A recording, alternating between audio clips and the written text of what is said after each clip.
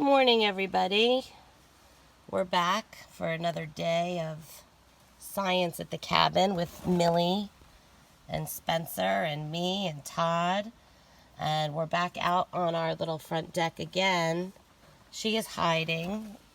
Like I said, she gets super uncomfortable about being outside.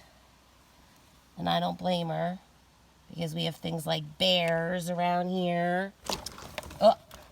I said bears and you ran away? There's not a bear right now, Millie. It's okay, Millie. I wouldn't let anything hurt you. But we do also have owls and some other predators. So I don't blame her for being a little skittish. So give the kids a boop and you can go back inside. Or not. All right. We'll say goodbye, Millie. Are you helping? Are you helping, Spencer? Are you helping? Okay. So our story today is called Little Moss, Big Tree. And we're going to make a moss terrarium afterwards. So you're going to need a jar and a little bit of rocks and gravel and some soil and, of course, moss. But we're going to hunt for the moss together. Okay, so today we're going to talk about a bit of plant life that we were introduced to yesterday, which was moss. We talked about that in our book, Plants That Never Ever Bloom. So today I thought I would make a moss garden, and I'm going to make a tiny version of one. I have big ones at home that I keep in my kitchen. I didn't make them up here. I made them down there, and we'll talk about why that is later. But to make your moss garden, you're going to need some gravel, rocks or stones, some soil. Now, we're sort of breaking the rules. We used garden soil. When you make a moss garden, it's usually best that you take soil from the area where the plants are growing. But we live on a mountain, and it's super duper hard to dig up anything up here because really all of these plants are basically growing on a it's rock covered by mostly dead leaves that have decayed. There's not a lot of soil. So if I were trying to dig up, I wouldn't really get dirt. I would dig right through and hit rock. It's very hard to plant things. So when we made our garden, we had to bring up a huge container and we filled the container with soil. So that's where we got our soil for our moss garden. But if you're doing this in your backyard, you could just dig a little bit out of your yard. So we need a jar to keep everything in and some rocks and some soil. And the rest of the stuff we'll find on a little walk around the property. Okay? So let's get started. Our book today is Little Moss, Big Tree. And it's written by M. Yap Stewart and illustrated by Maria Pritella.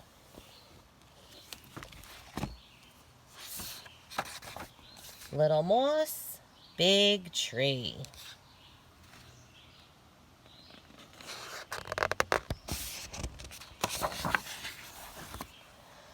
On an old forgotten trail on Storm King Mountain lived Little Moss and Little Tree.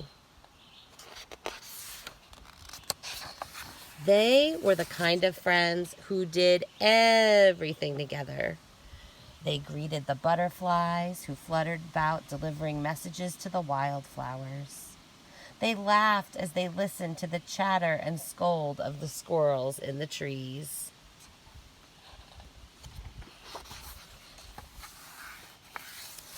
They tried to untangle the glowing Morse code of the fireflies, and they sang along with the owl's baritone hoot.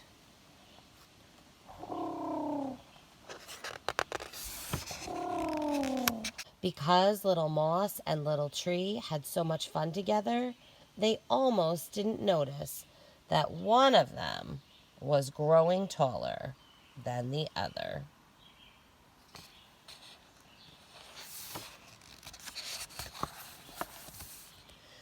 With the help of their friends, Little Tree tried to reach down and down, and Little Moss tried to reach up and up. So you can see the squirrels are bringing the branches down.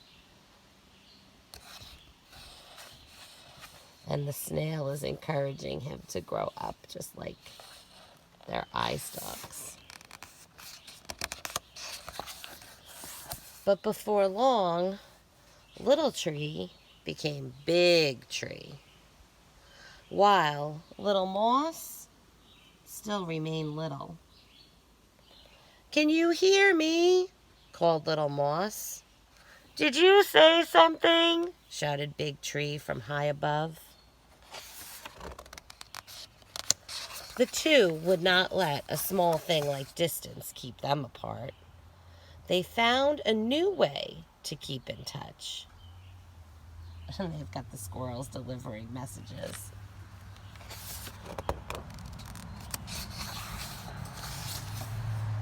Little Moss shared news from the forest floor. Right? So look, these are all things that are happening up by the cabin. There's butterflies in New York, people coming camping,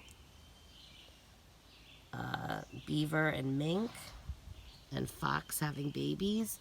All of those things are happening along the forest floor.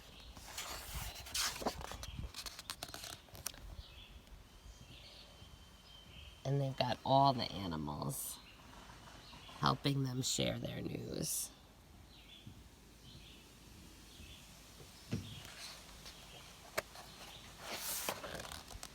And Big Tree described the wonders of the sky.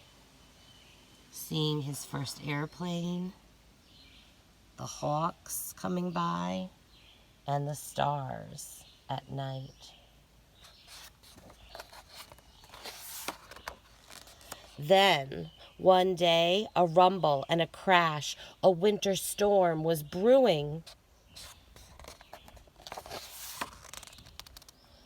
"Don't worry, Little Moss," read the message from Big Tree.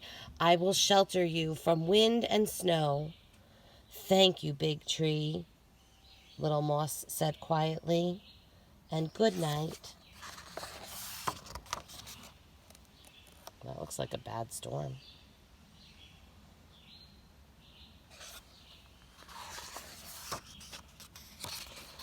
The wind was once again a whisper, and rabbits peeked out of their burrows.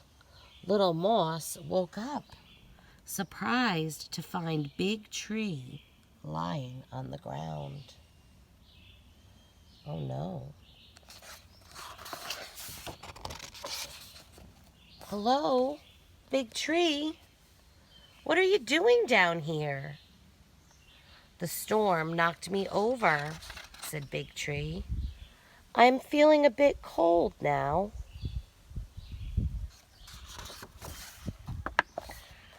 "Don't worry," said Little Moss. "I will cover you." And he did, right? Little Moss took care of Big Tree and blanketed him.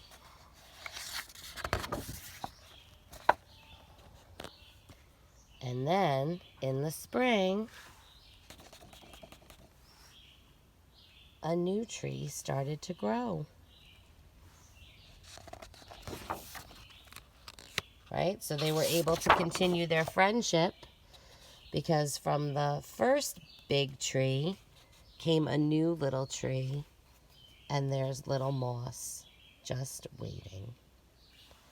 So we're going to make a moss container called a terrarium in honor of Little Moss. And I think what we'll do is we'll find our moss specimen first, and then we'll put it all together.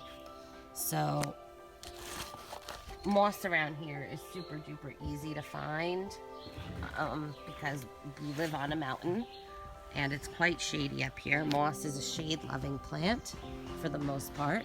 So if you're looking for moss in your yard or garden, you're going to kind of try to check maybe around the edges where there's a lot of shade. and maybe underneath trees. And we have a rock wall. I don't know if you can see it. I'll walk out to the front yard, and it's covered with moss, and all different kinds of moss too. Now, I am not a moss expert, so I don't know all the different kinds, but I'm going to show you two things that you can do with moss. And one is we're going to look at when we get back to my house in New Jersey. So there's this kind, sort of squishy and springy.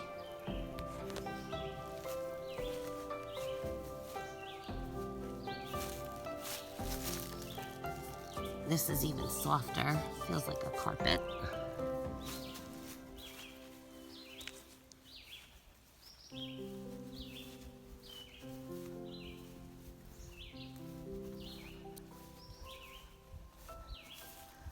Then there's this stuff, which has almost longer leaves, I guess you could call it.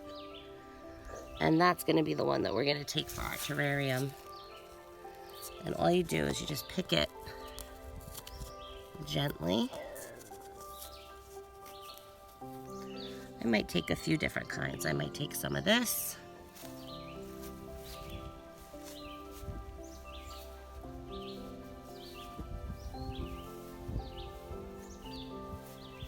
Oh, look. There's this taller kind. And when you take your moss, you want to make sure you get the bottom part. Oh my, this came out in a big chunk. We don't need all that. So here's that rock wall I was telling you about, and you can see all the different mosses and all the different lichens that are growing. So maybe we'll grab a sample from up here too. Take this little stick. I'll take some moss, and we'll go back and we'll plant it up. That's where the hiking trail starts, right there where that car is. So we have hikers and bikers that come and pass by all day long. All right, so we're back, and we've got a lot of our specimens that we've collected.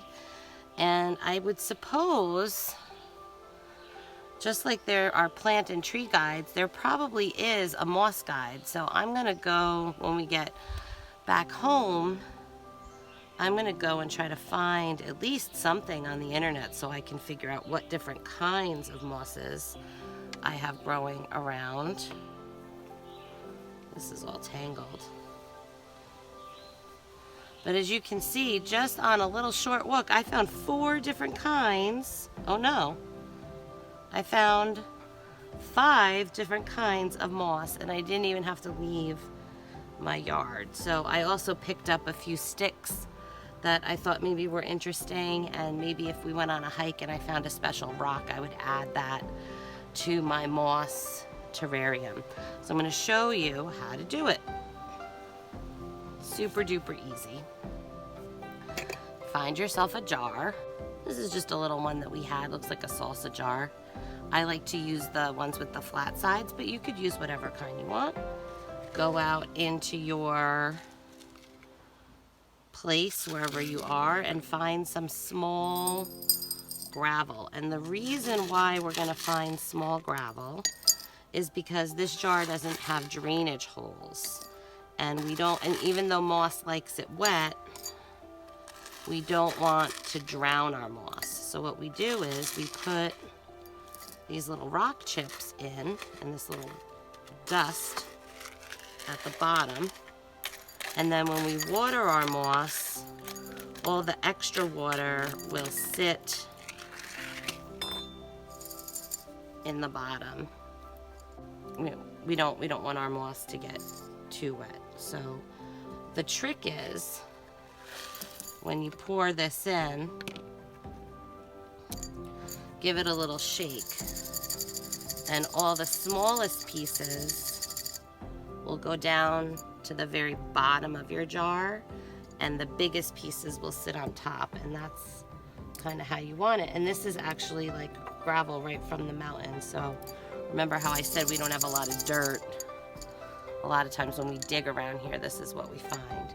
So then, you have to, after you put your gravel in, you're going to add your soil.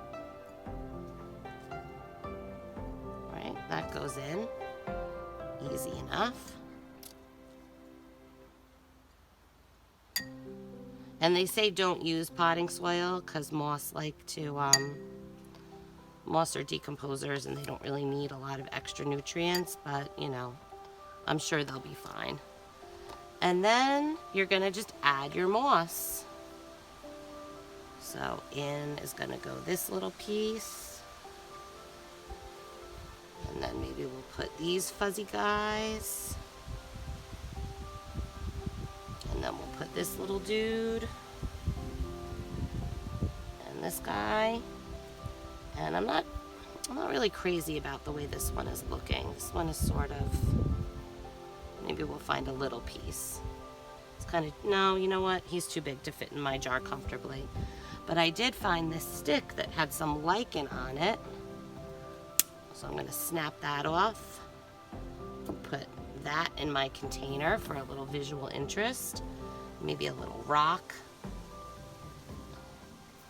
as a souvenir. Now this is lichen. Not sure what this is gonna do in here. But, right, this is lichen. We'll add a little piece of lichen.